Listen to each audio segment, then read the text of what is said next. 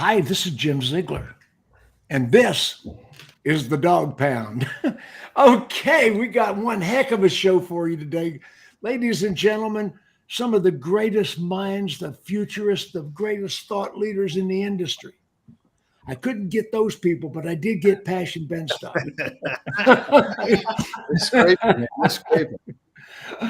We're going to have one great show today. Brian Kramer will be back with us. He's having a little connection problem right now, but he'll be back with us. And from New York, Maxzanden. Hey, Jim. Thank you for having me. You ready for the subject? Sure. I'm not politically correct, so I think I'm going to be... I'm really ready. And from the Horn Automotive Group, April Simmons. Hey, I am super excited about this one. So ready to rock on and get this party started. Oh, this party is definitely going to start.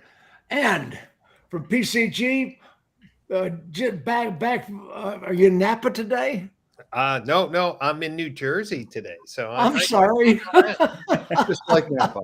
Yeah. Okay, coming back from Napa, you have to. It's like one of those aperitifs where you have to cleanse your palate. In New Jersey. That's right. Yeah, it's like a detox. It's a post-Napa detox. Brian Pasch and one of the most brilliant women in the car business, Jennifer Briggs. Hi, kid. Hey, Jim. How are you? Glad to be back on the show this week. Oh, glad you're back. You feeling okay? I'm feeling so much better. Still a little, not 100%, but good enough to be here for this conversation. Can't miss it. And the number one Honda and Acura dealer in the universe, my friend, Brian Benstock. Hi, Brian. Hi, Jim. How are you? Good to see all of you and good to be here with you. Okay, with the subject today is the manufacturers seem to be shuffling and making a lot of moves to divest themselves of the dealers. Built to order is not really working, although that they're trying to create the illusion that it's working. And first of all, let's talk about what's happening in Europe. Brian, what's happening? Pasch. Yeah, so we've seen, and Brian Benstock was just over in Holland. We've, both of us have spent some time over there. Stellantis 2 years ago canceled all their dealer contracts. In Holland, we were talking to dealers, and they basically said Stellantis invited them to come back, told them that they would pay a fraction of the overhead of their showroom because they only needed a few display models, and still no clarity on the compensation, meaning how much they would be paid per car. That's a big issue, Brian. What's the compensation going to be?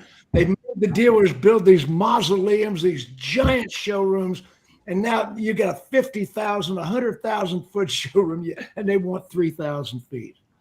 Yeah. Brian Benstock, what are you seeing? Well, yeah, that's exactly what I saw. I mean, I saw a gentleman that built a Mercedes-Benz dealership that had 40,000 square feet. And he was, told that this is what was appropriate to support the brand. And he's an absolutely incredible representative of the Mercedes brand. He's a person that measures his wealth with a billionaire. And I say that only because I think if it can happen to him, it can happen to us. And when they talked to him about the agency model, they said, in fact, that we're going to, as Brian Pasch said, going to reimburse you for a portion of your showroom space. And they estimated that to be about 7,000 square feet. Can you imagine? Down from 40,000. Can you imagine when he's paying the overhead, they said we need 40,000 square feet. When they're paying it, they say, well, we only need 7,000. Hey, we've been telling them for a long time, we don't need to take all of these cars you've been sending us. There's only, we want to just deal in the most popular ones as well. And, certainly, you have to take the good with the bad. So, I think that they're being a little bit strong-handed and heavy-handed over there in Europe. And I'm not quite sure that they can do the same thing here. But it looks like they have that intention. Brian Kramer, what are you seeing? Well, Brian, your sound is off. Nope, can't hear you yet. Okay. I'm going to go to Maxzanden for a second. Max, what's happening? I'll give you an example from history. A Glass-Steagall Act was enacted in 1933 to separate commercial banking from investment banking because of the Great Depression and the damage that combination did. And these bankers, they were really trying to repeal the Glass-Steagall Act, and they were working on it for 66 years. And eventually in 99, Bill Clinton repealed the Glass-Steagall Act, and again, commercial banking is together with investment banking. So the point that I'm trying to make is that I don't think this is the first time manufacturers secretly wanted to break the franchise laws. I think finally the masks are off and they're actually saying the thing out loud. They pushed all the chips out to the center. They're all in. I mean, every one of them, you know, every one of them is going. And Farley says, "Oh no, we're not going to get rid of the dealers," but it sure looks to me like Ford is the leader of the movement in the U.S. to divest themselves of the dealers. They've divided into two corporations, and the electric corporation is pretty well not subject to franchise laws in most states, thanks to Tesla. So they've got a model of the BEV that is not subject or governed by the franchise laws. Now, I was reading Automotive Snooze today, and Automotive Snooze, the front page article is about Lenny Bolavia, my good friend. You know Lenny, don't you, Brian? I do. You know, well, he's already got the class action rolling right there. There's going to be some class action lawsuits on this thing. You can believe it. Well, I think we need to slow down with that. You know, I still, you know, not all manufacturers. I think we need to identify what the cause of the separation of the manufacturer. Okay, yeah, let's do that. And then see if that's still relevant. By the way, all these OEMs are forgetting one small pesky little detail. The customer. What about the customer? Can the customers afford this, right? Do the customers want this? And, you know, search may be up for BEV vehicles because you can't get an ICE vehicle. And by the way, one other thing, forget this umbrella of we're doing it for the environment, okay? Yeah. It's nonsense. The carbon footprint of an electric car is greater than that of an ICE car, period. So you're screwing up the environment every time you drive one of those. When did we ever believe the manufacturer was doing it for the consumer? When did that mythology ever happen? The environment, you know, so they're 0 for 2 on this here. And by the way, what about that last little piece of the puzzle? If you had an increase of 15% of the cars on the road being electric vehicles, you'd melt the grid nationally. So until they start pouring cement and building more infrastructure for this, by the way, and what's that infrastructure look like? It looks a lot like a coal or an oil or a nuclear fired power plant. Until you've done that, and until you find a place to put these BEVs, I think it is the future, but slow down. Pump. Yeah, and that's the thing. Everyone, and I feel like I've said this every single time we've talked about this, and it's been a hot topic lately, is the American consumer, the average consumer, not the want buyer, the need buyer, which is over 70% of them. They cannot afford to wait for a vehicle. They need a car when they need it now. They have to get to work. They got to get the kids to school. And I think when you're looking at the end consumer, this is a model where, hey, I don't like my franchisees, or I don't like this image. I want to reduce the expense. I want to reduce the output, but you're not thinking about the end consumer. And that never bids well for any business. No. Brian Kramer, you back? No, we can't hear you.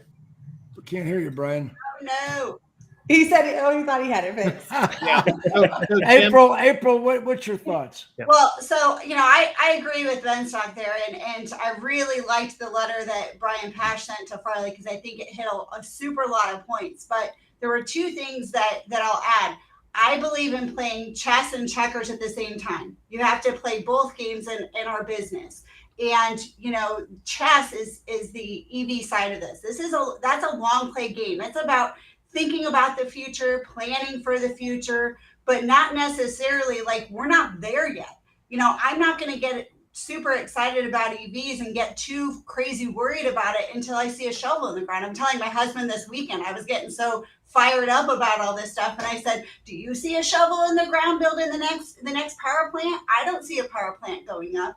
So until that happens, we need to stay focused on our core business, and our core business is fuel economy is important right now. Gas prices are $6 a gallon. So people care about gas. That's why they're looking at EVs. It's all about what's happening right here, right now. but tomorrow that may not be the case. So it is a small percentage of what's going on right now. Stay focused on customer experience. Stay focused on getting fuel economy vehicles on your lot that you can sell right now today. And then we start these conversations about EV. The rest I gotta say, done. the manufacturers have a failed concept in built to order. First of all, built to order is not going to work. I'll tell you what, Jim. I fell into this document last week. This particular document is a threat from Ford to their dealers. This is an internal document that says basically we will punish you if people back out of their built to order.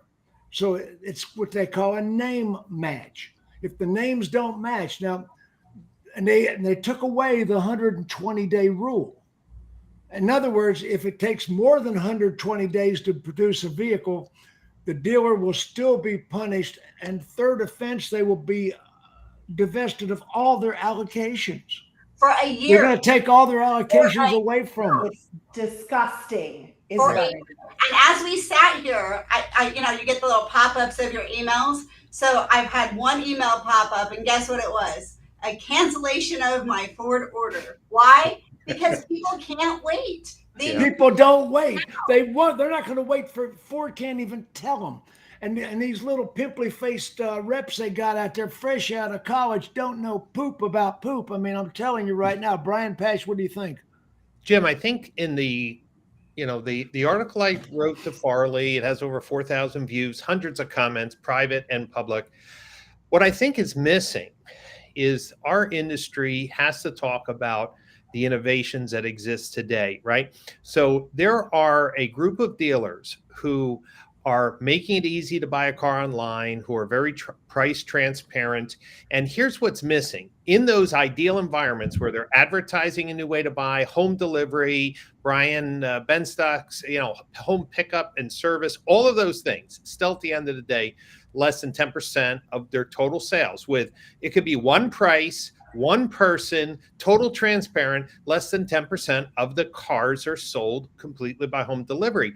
And what I think is missed. And that's, Brian, let me interrupt you a second. Yeah. That's because the consumers aren't doing it, not because the dealers aren't trying to make the effort. No, that's my point. But here's all the comments. Oh, I got ripped off for a dealer, or I got MSRP plus, and that's why Jim Farley's protecting the consumer. And I'm like, listen, there's always bad apples. There's always a bell curve of excellence.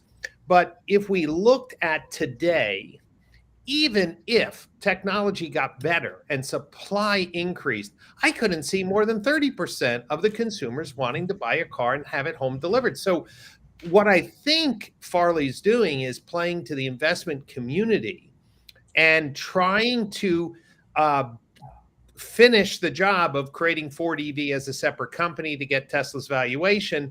And I think it's a fool's errand for him to make the case. Well, let's go back to where Farley got started. When I first met Jim Farley, he was the CEO of Scion. How'd that work out for you? Well, I was the top Scion dealer. I can tell you a lot about Scion and where their failures were on that. And ask me, April, how did you sell so many Scions? I'm going to tell you, because this will go to my point of why they're making a big mistake right now. They came out and they said, look, you should only have these certain salespeople that sell Scion. They wanted 3 people like at the store. They're going to be these. It was all about the experience. Right? Okay. So when they said, April, how do you sell so many Scions? I said, well, I let every single salesperson sell them.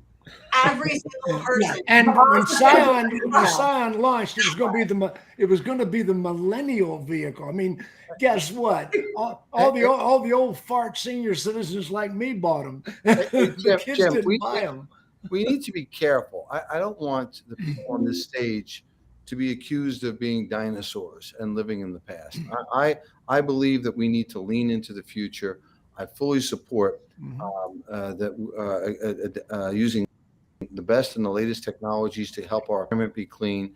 The easiest way and the most frictionless way for a customer to purchase a car, supporting that and working with the manufacturer. But when I see CEOs with credible positions and credible voice talking about eliminating us, it sort of makes us, put our hair up. And then I say, hey, that's a great opportunity. I think Ford should go right ahead and do that. I think Ford should eliminate their dealers so that we can eat their lunch. The guys over at Honda, we love it because we'll have more distribution outlets. We'll have a better way of doing it. We'll have people that have skin in the game selling the cars. Remember that skin in the game deal? That really counts, right?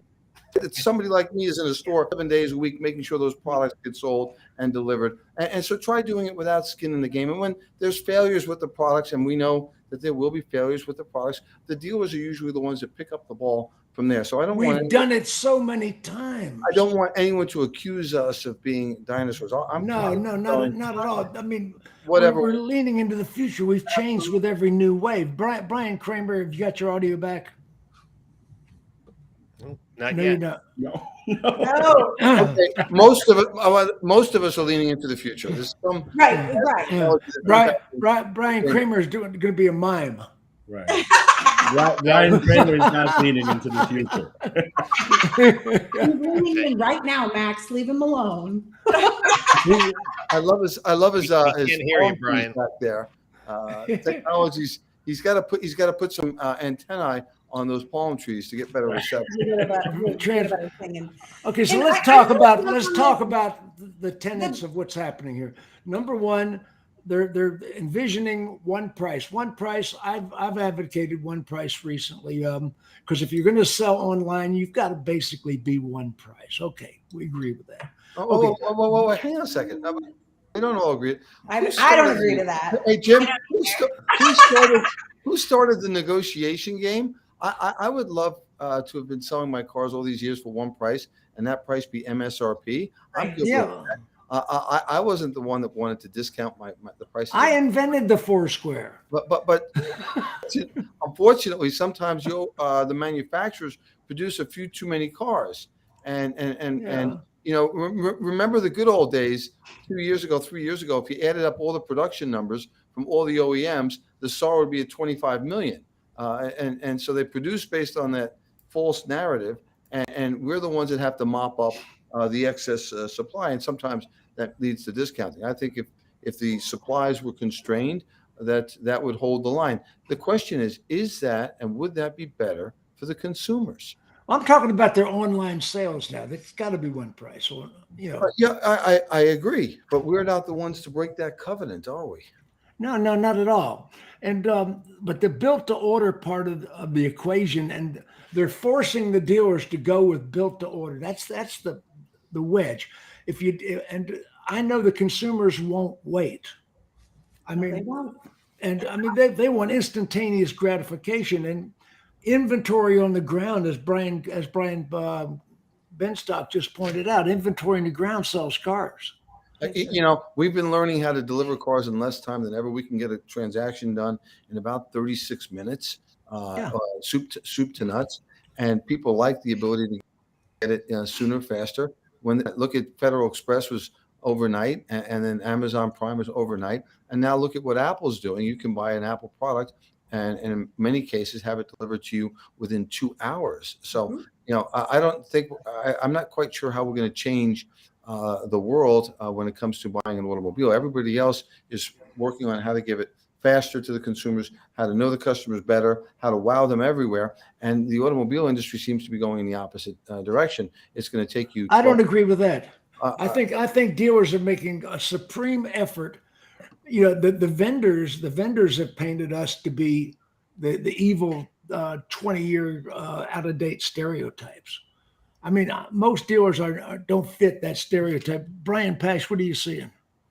Well, listen, there's a bell curve. I had a friend of mine buy a dealership last month. The dealership had no CRM. Okay, now they were selling 50 cars a month, but still in 2022, a Ford store with no CRM. Okay, come on, like that's a joke. But those are the people who often are called out as the dinosaurs. And as Brian Benstock said, we had a rep from Paragon Acura speak at our conference, it was one of the most compelling stories of transformation. How do you take a number one store and destroy it and build even better?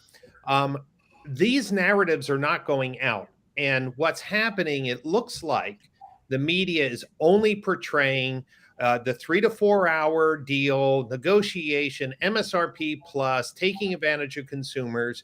And let's just say that has been. I'm saying that is not the majority of dealers today. correct. But there was a That's time. not I've been the hanging around narrative. for 48 years. That's not the narrative that's being displayed. And more importantly, no one is arguing, as Brian said, that we're evolving and we need to change. But I would say the most efficient dealership has to in the country, probably top 10 most efficient has to be Paragon. And Brian, what percentage of your customers, new and used, want a completely out of dealership experience? You're probably looking about 12% right now, and that's there we go. The best in the country, and it doesn't get to 100%, and that's the weird thing. Like, how Brian, accelerate? we offer it to 100%. We offer it to 100% of the customers, Right. And about 25% or so start that way, and then they prefer. We're getting down to about 16%. That's new and used, and it's not that we're not capable. During COVID, we delivered 100% of our cars. It was about 700 cars plus a month, 100% delivered to the consumer. But as things opened up, the consumer opted to touch and feel the car. Okay, so what we're dealing with is a manufacturer that really doesn't understand the consumer. They're operating with surveys, and consumers don't say what they mean. Exactly. I'm going to tell you, I have Well, or experienced it's a that. loaded question on the survey. Let's talk about that. Do you remember that one presenter at Digital Dealer a few weeks ago, Jim? Loaded questions on the survey to fit their narrative. But again, I feel like I'm always the advocate for the average American here. And for me, I guess, I know, Max, it's a utopian thing because I've always delivered cars all over the lower 48 ever since I started in this business, because we're just serving a customer. Those of us who realize it's the relationship and that we're selling that experience, not a piece of metal, are the ones. And Brian had made a comment that nobody is out there not advocating against change or speaking up. But I think None of us are advocating against change. We do it every day, every week. For those who are constantly evolving, it's like we forget to talk about it because we're too busy doing it in the moment. But I know even myself, who I like to think I'm cutting edge, this year I have had to adjust and pivot at least 5 times on different strategies because of things happening in the markets. We are always adapting. And that image that people have, sure, there are some of those folks out there that are still doing it the wrong way. But I don't think that's the issue today. Right. That's Why not are the we issue being today. apologetic? No, the issue today is will this fail? Will this work? Are they going to get rid of the dealers? That's the issue today.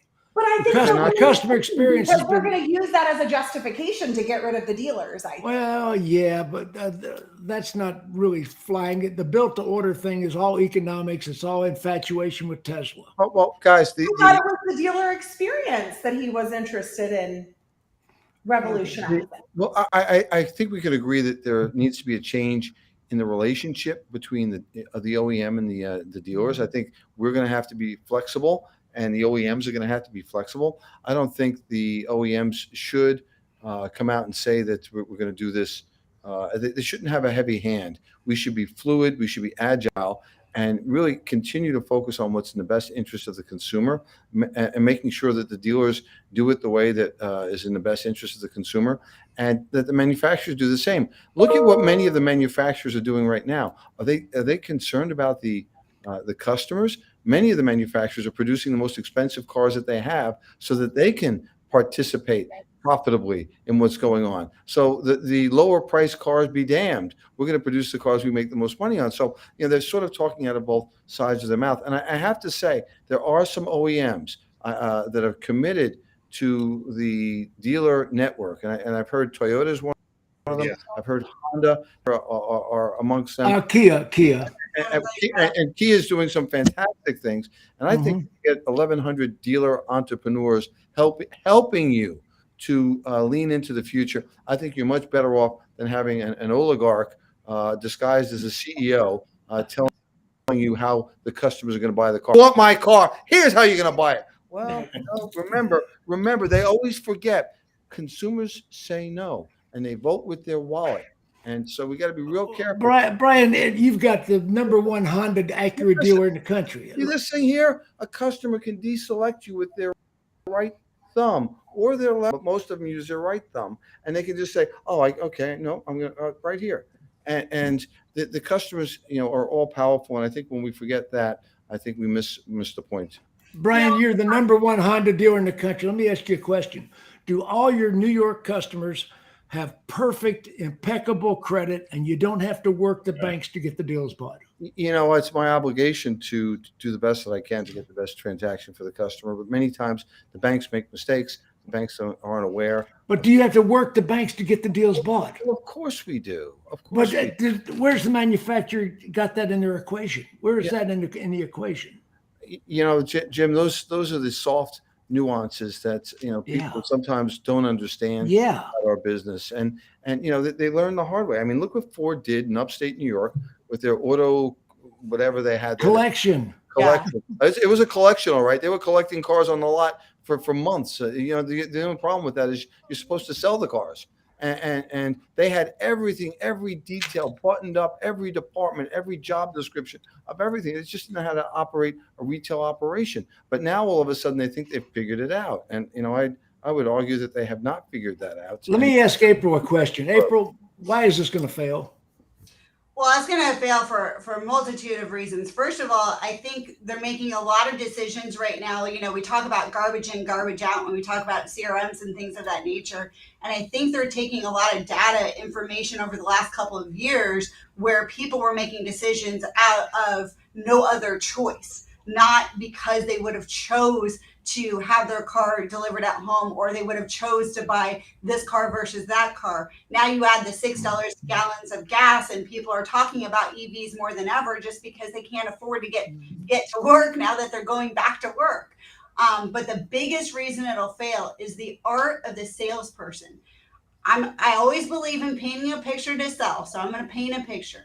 How did a customer actually validate this? They went online to do to build a car and to look at their payment, to put in their trade-in, and they got to the end and the payment said $500. And they said, well, man, I've always bought this car and I need this payment around $385. And guess what they did?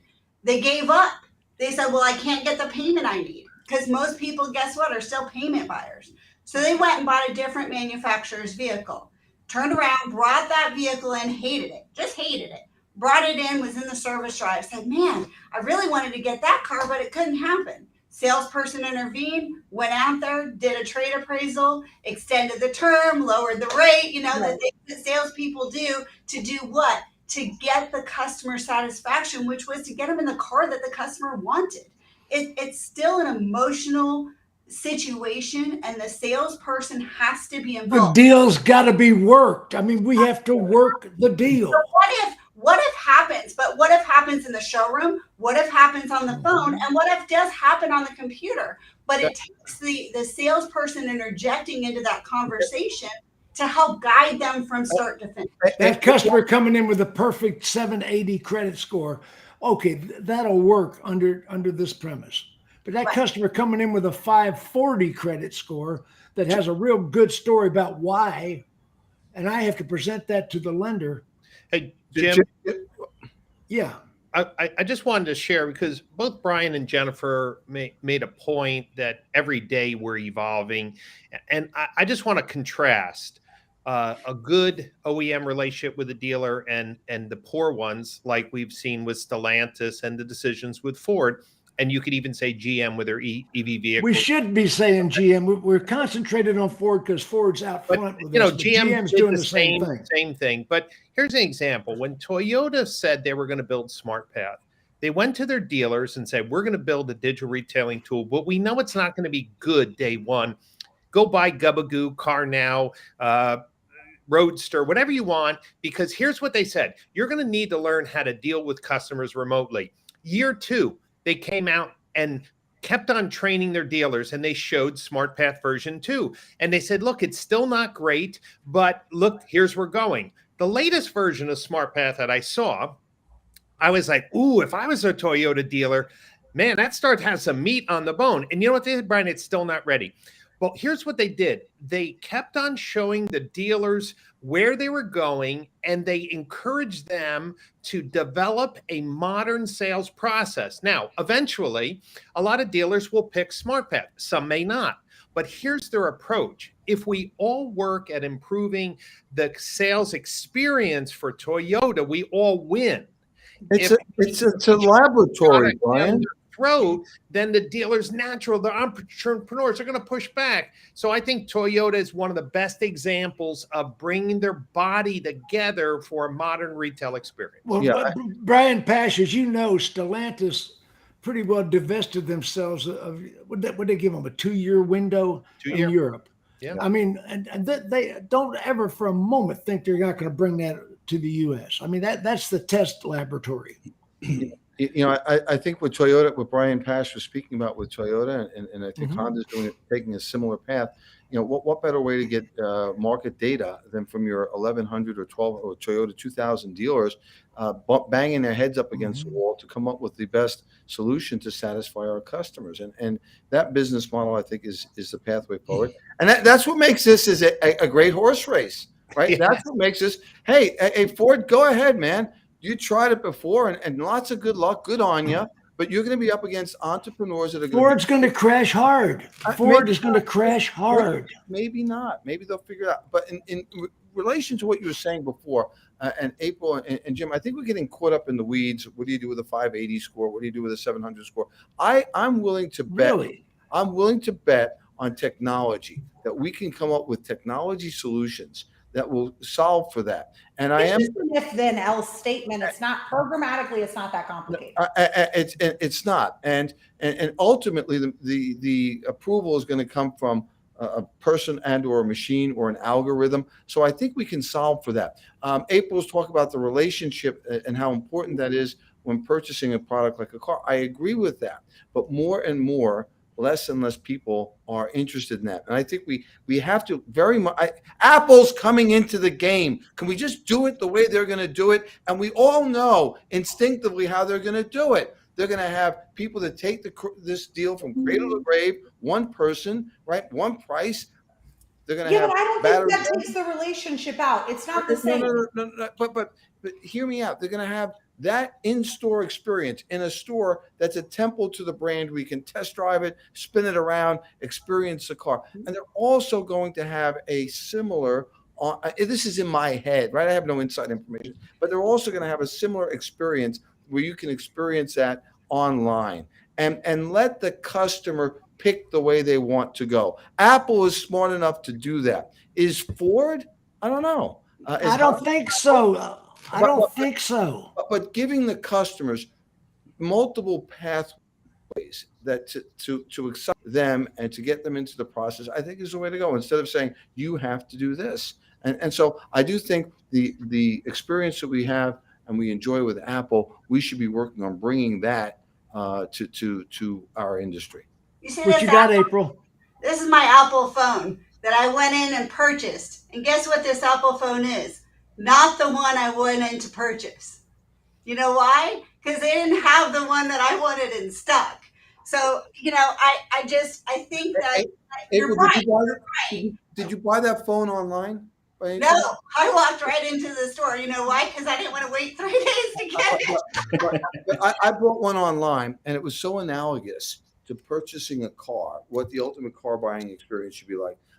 I was able to give them my trade-in, to evaluate the trade-in. The steps were incredibly similar, with the exception of the credit step, because there was no credit involved in my particular trade. But you know, I can see us imitating that. And one other point, we talk about these companies like Tesla. We talk about these companies like Carvana that do it online. How are they doing? How is their bottom line doing? So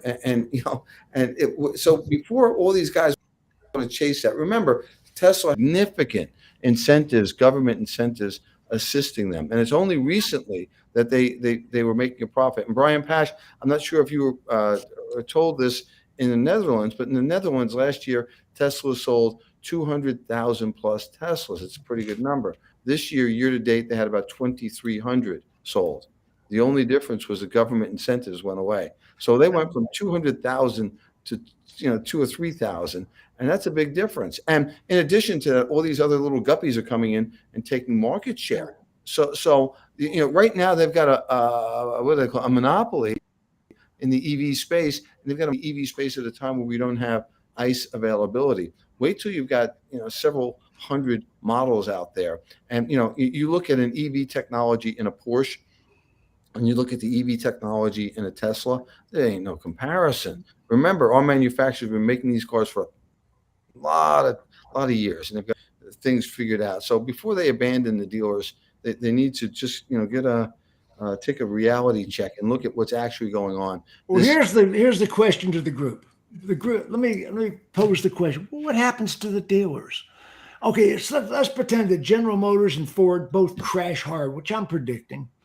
This is going to be a hard crash because they've totally committed to electric and they've abandoned ICE, and the consumers haven't abandoned ICE. But let's say they crash. What happens to the dealers? All of us that have invested all this money, some of the grandfathers shook hands with Henry Ford and made lifelong commitments. They've invested in the franchise. What happens to the dealers? Jennifer, what happens to Jim, the dealers? let me answer that question because I'm not a dealer and I think I can say certain Oh things. yeah, because I was gonna say something spicy. that Brian and Jennifer and April are not in a position to say, right? Because I personally thrive on a conflict, right? And what you have here is an ultimate FU from Ford. Oh, right? It's a fustercluck. Right. And if you're a dealer, you don't need to be apologetic about your sales process.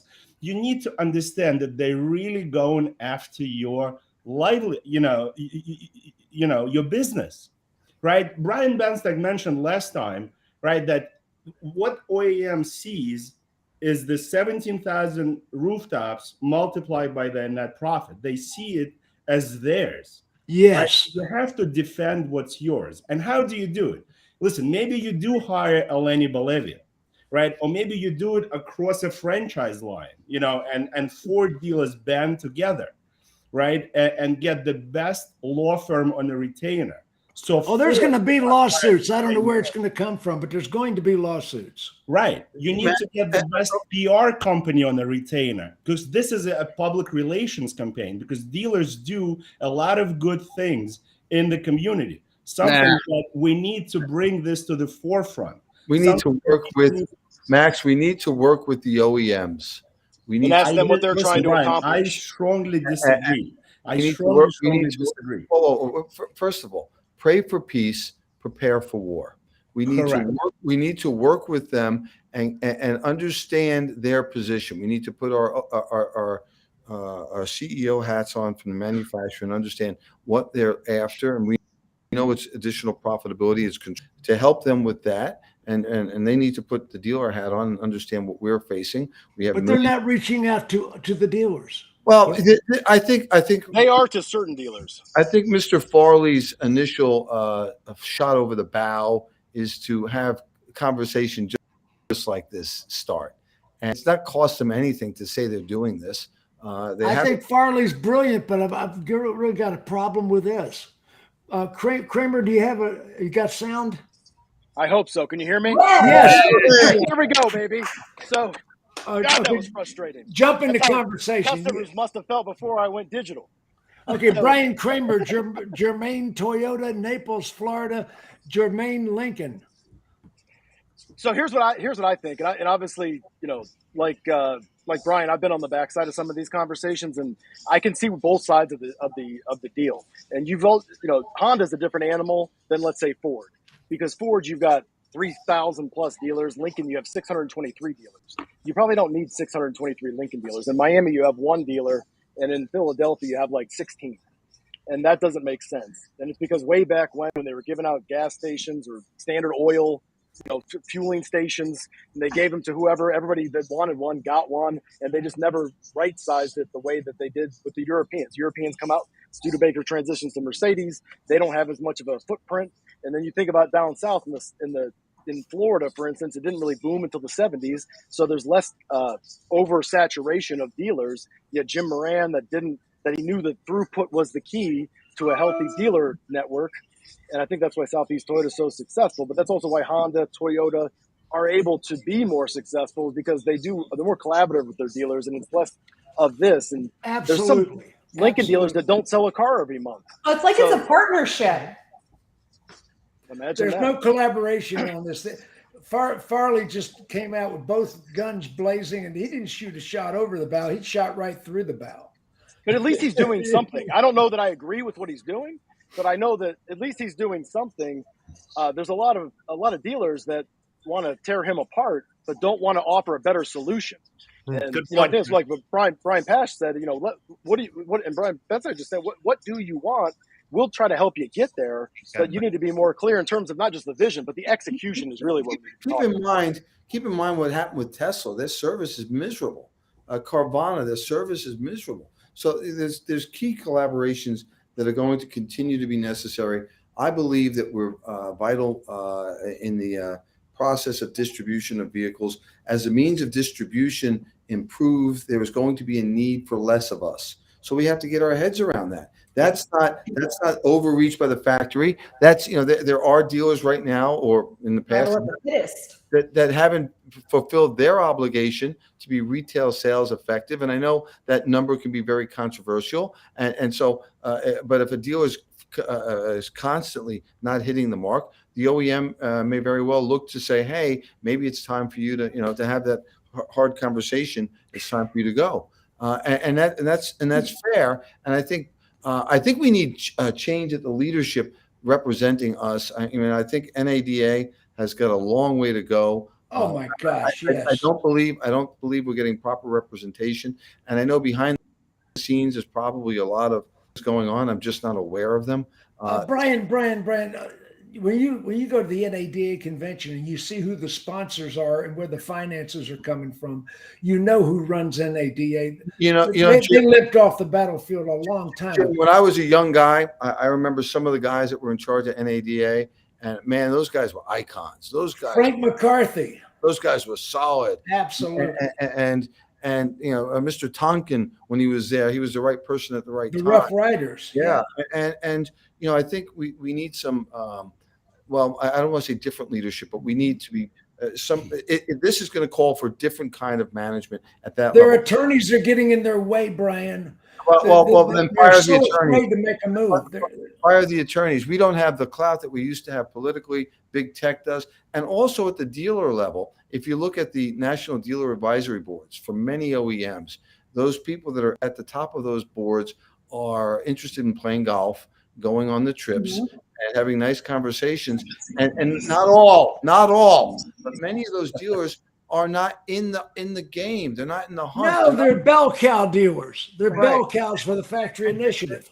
And so we need people. We need the William Wallaces of the world putting on paint and saying, okay, put that black shit under your eyes. Get ready. And we're not in this against the OEM. We want you to know we're rolling up our sleeves, and we're with you in trying to work out solutions. And Brian, that's why I wrote that open letter to Jim, and I hope he responds, because the questions were not an attack. It's just, okay, based on your vision. It was brilliant. That letter you wrote is brilliant. Help us fill in the blanks, because listen, one of the things up until recently, dealers weren't really making money on new cars. Now at MSRP they are, but we relied on the used car trade to make deals work, right?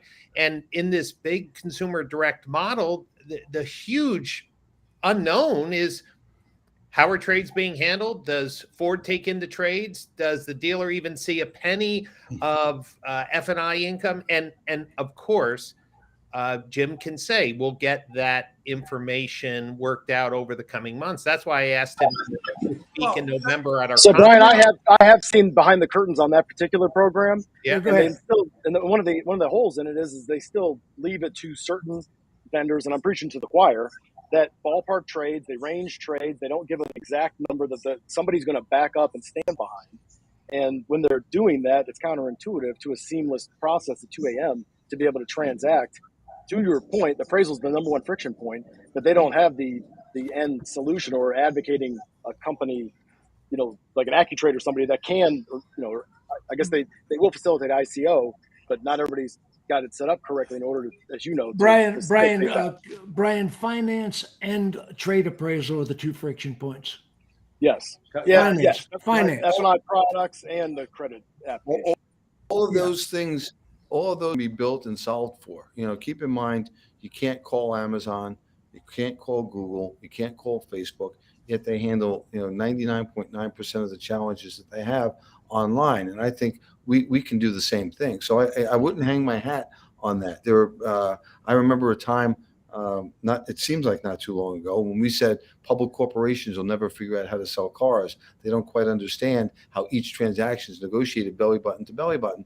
And sure enough, they have figured it out. Now they figured it out, not quite at the level of the experienced dealer, but they have figured it out at scale better than the average dealer. So, hats off to them, because a lot of us thought they'd never be able to get that, including the F&I piece. So I'm hearing the same conversation happen. I wouldn't bet against them not being able to. No, the F&I piece and the trade are the two friction points. So it's still. Yeah, and I agree with Brian. It's going to be figured out. All I was trying to elevate was, how can dealers plan for the future? What about a dealer who's going through? Brian Pasch, let me ask you a question, Brian Pasch. Yeah. How can they get a copy of that letter?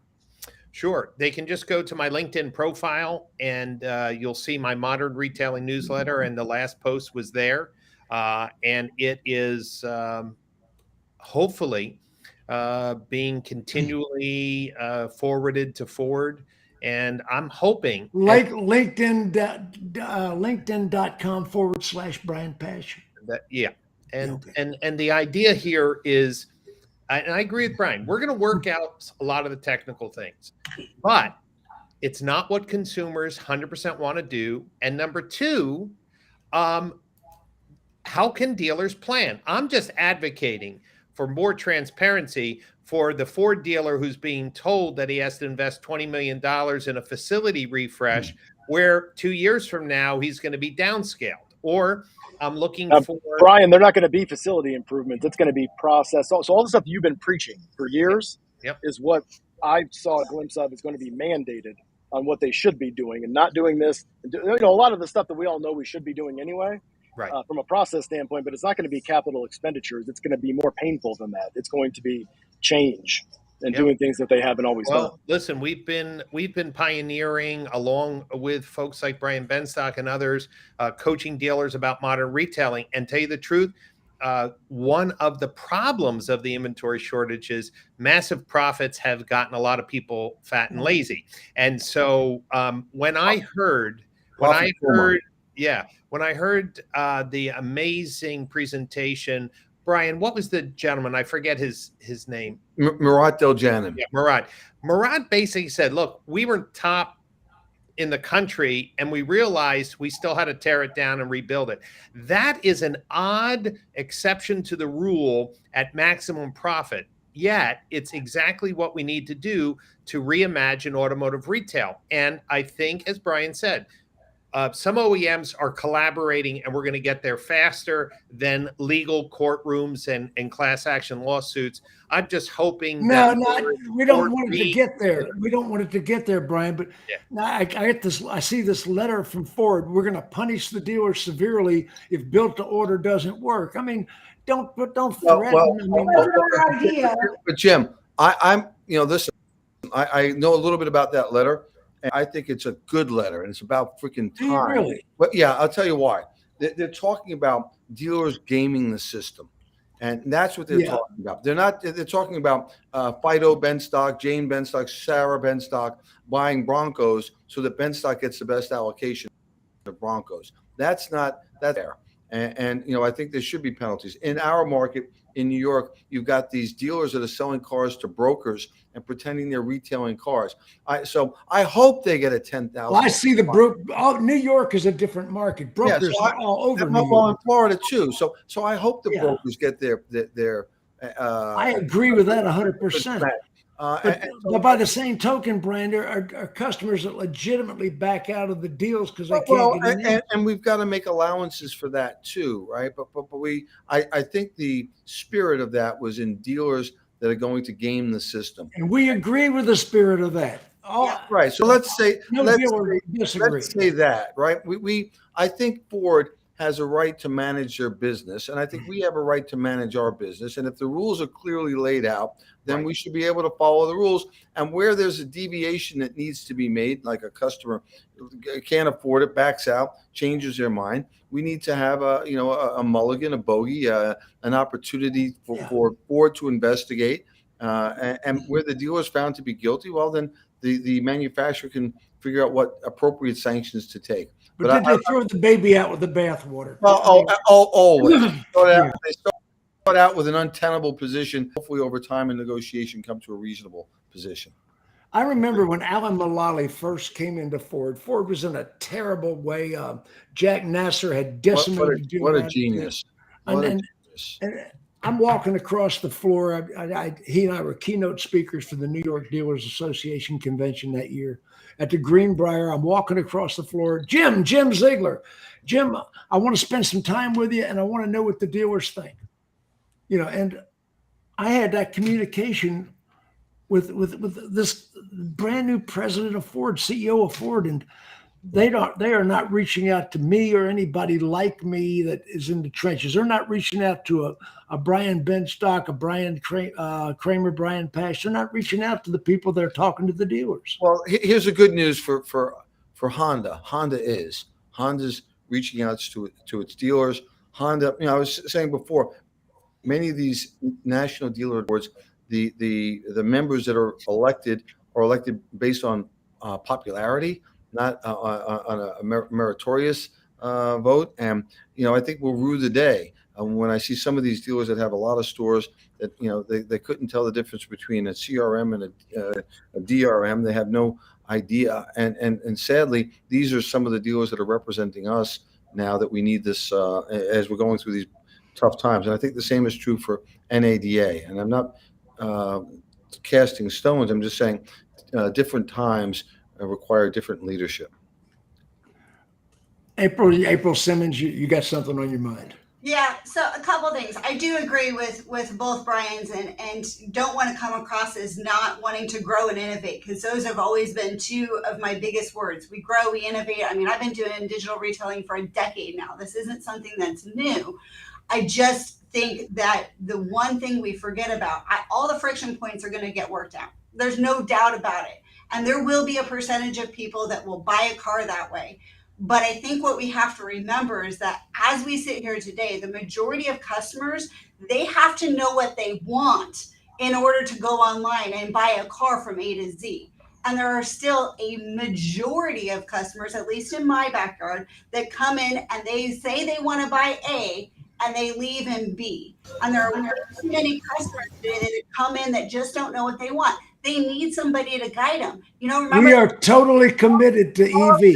Wants and needs and doing those sort of things. And I just feel like EV is a great opportunity. I'm actually going to give Ford some props in this and why I'm not scared about what they're doing. I think they're using this as a beta test, because if you really consider this, it's a small percentage. EV, as we sit here today, is not going to be the majority of what we sell for well over a decade. We don't have the infrastructure for it.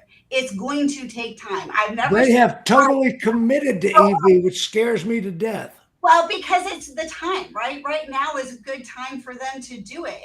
We don't have cars to produce, so we got to talk about something else. So let's. April, it also allows them to get around the franchise dealer laws with listen, and all these other things. They're leaning into a math problem that can't come around. They don't have the infrastructure. They haven't poured enough cement or foundations for these for the grid to expand. In addition to that, it takes 1 acre rare earth. They have to dig up an acre to make a single car. So what does that look like as they're trying to replace 14 million cars a year or 50? They can't beat these slave kids hard enough. And so where are we going to dig up 15 million acres a year? And they're the largest resources in the world for battery technology. What country? China. Yeah, China. Yeah, so we go One's in the back.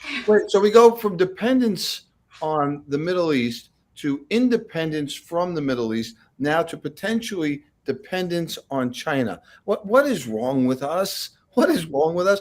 And the amount of advantage that they have is unlike what currently exists in petroleum.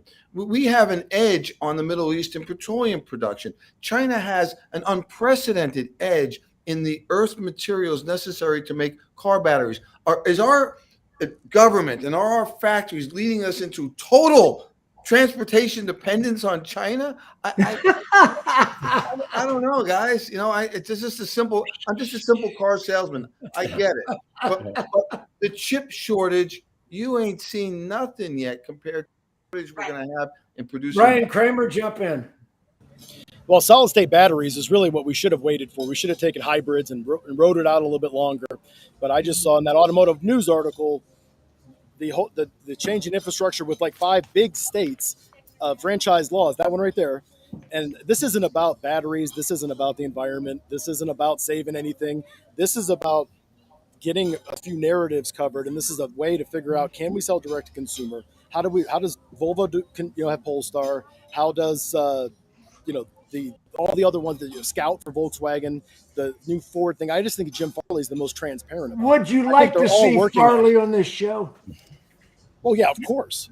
And I to see Farley. Farley, I know you're watching because you commented on the show.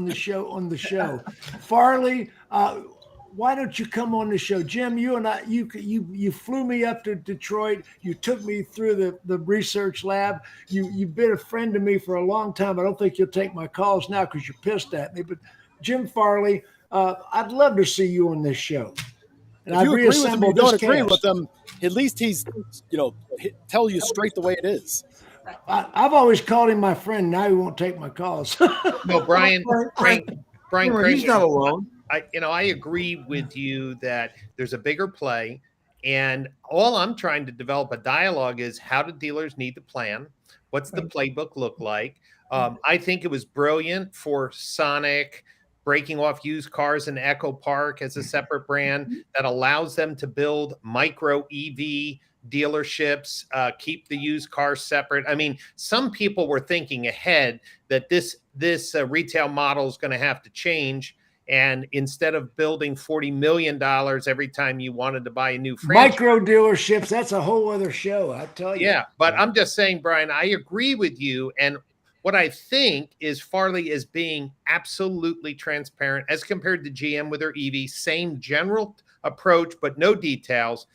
What I'm just saying is, let's have an active conversation. And as Brian Benstock mentioned, how do we weave from one extreme to another, some middle ground where we can plan over the next 10 years? How to evolve retail. But the shock and awe just doesn't work for me. And Brian Pasch, go ahead. Jim, I've got to leave, but I can give you the bottom line on this if you allow me. Yeah, we're all going to be okay. Yeah, we're all going to be okay. Transportation, whenever, wherever, however consumers want to consume it, all of us are going to be okay. Yep. Yeah. Okay. Listen, Jim, I want to say one thing, because I think we completely ignoring the fact that EV is code for breaking franchise laws.